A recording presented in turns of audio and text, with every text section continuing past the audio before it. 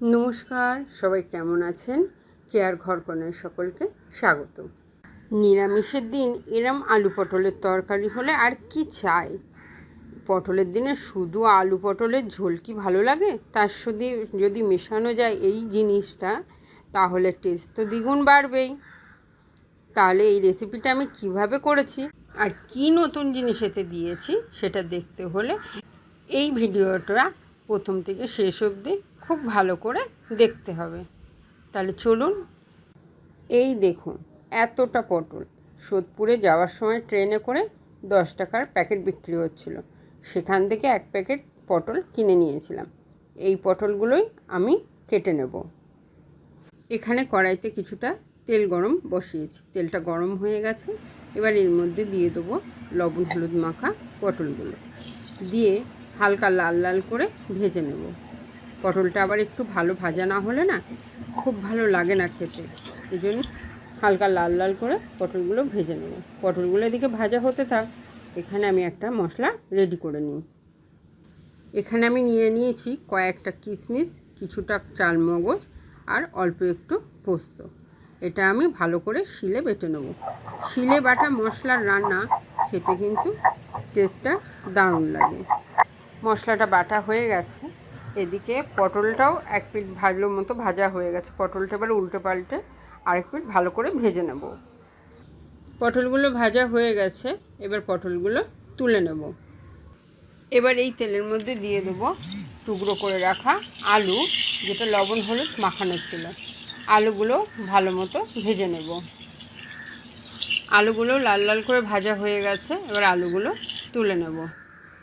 এবার এই তেলের মধ্যে দিয়ে দিলাম 2টো লবঙ্গ, 2টো এলাচ, 2টো দারচিনি, আর দিয়ে দিলাম অল্প একটু সাদা জিরা ফোড়ন। এবার এগুলো একটু হালকা লাল লাল হয়ে আসলে এর মধ্যে দিয়ে দেবো চিনি। চিনিটা এই তেলের ওপরে দিলে কালারটা কিন্তু খুব ভালো হয়। এবার দিয়ে দিলাম 1 চামচ আদা বাটা, আর দিয়ে দিলাম 1 চামচ লঙ্কা বাটা, আর দিয়ে দিলাম অল্প একটু লবণ, কারণ আদা দেওয়ার পরে তেলটা খুব ছিটকাচ্ছে। এবার ভালো করে আদা আর লঙ্কাটাকে ভেজে নেব। এবার এর মধ্যে দিয়ে দিলাম 1 চামচ ধনে গুঁড়ো, 1 চামচ জিরে গুঁড়ো, দিয়ে সব মশলাগুলো একসাথে মিশিয়ে নেব। এবার একটু অল্প জল দিলাম, যাতে মশলাটা পুড়ে না যায়, কষানোটা ভালো মতো হয়ে যায়।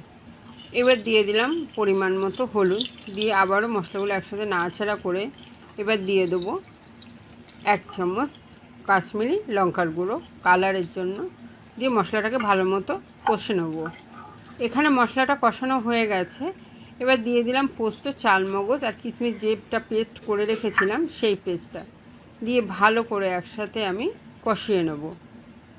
এখানে মশলাটা প্রায় কষানো হয়ে গেছে, বেশ তেল ছাড়ছে। এবার এর মধ্যে দিয়ে দেবো ভাজা আলুগুলো, দিয়ে ভালো করে একসাথে কষে নেব। এবার কড়াইয়ের ঢাকনাটা দিয়ে দেবো 5 থেকে 6 মিনিটের জন্য। আঁচটিকে আমি এই সময় মিডিয়াম টু লো আঁচে দিয়ে দেবো। এবার কড়াইয়ের ঢাকনাটা খুলে আলুগুলো ভালো মতো আবার একটু কষিয়ে নেব। এবার এর মধ্যে দিয়ে দেবো ভেজে রাখা পটল দিয়ে সব একসাথে ভালো করে নাড়াচাড়া করে নেব। কষানো প্রায় হয়ে গেছে, এবার এর মধ্যে দিয়ে দিলাম নারকেলের দুধ। এতে কিন্তু কোনো রকম জল আমি ব্যবহার করব না। এই রান্নাটা সম্পূর্ণ হবে নারকেলের দুধ দিয়ে। এবার কড়াইয়ের ঢাকনাটা আমি আবারও দিয়ে দেবো 10 থেকে 12 মিনিটের জন্য। আঁচটাকে কিন্তু একদম লো টু মিডিয়াম আছে দিয়ে দেবো, কারণ ভালো মতো ফুটে গেলে পটল আলু ভালো মতন সিদ্ধ হয়ে যাবে। এবার কড়াইয়ের ঢাকনাটা খুলে দেখে নেব আলু পটল কতটা সিদ্ধ হয়েছে। এবার এর মধ্যে দিয়ে দেবো 1 চামচ গরম মশলা, দিয়ে ভালো করে নাড়াচাড়া করে আর দিয়ে দেবো 1 চামচ ঘি, দিয়ে আঁচটা কিন্তু বন্ধ করে দেবো। কড়াইয়ের ঢাকনাটা 5-7 মিনিট দিয়ে দেবো। এবার এই রান্নাটাকে আমি পরিবেশন করব। তবে রান্নার রেসিপিটা কেমন লাগলো অবশ্যই জানিও, আর যদি ভালো লেগে থাকে তবে অবশ্যই একটা শেয়ার করে দিও। আমার পেজটাকে লাইক করতে কিন্তু ভুলো না। তাহলে আজ এই পর্যন্তই থাক, দেখা হবে আবার নতুন কোনো একদিনে নতুন কোনো এক রান্নার রেসিপি সঙ্গে নিয়ে। আমার চ্যানেলটি সাবস্ক্রাইব করে নিতে কিন্তু ভুলবেন না।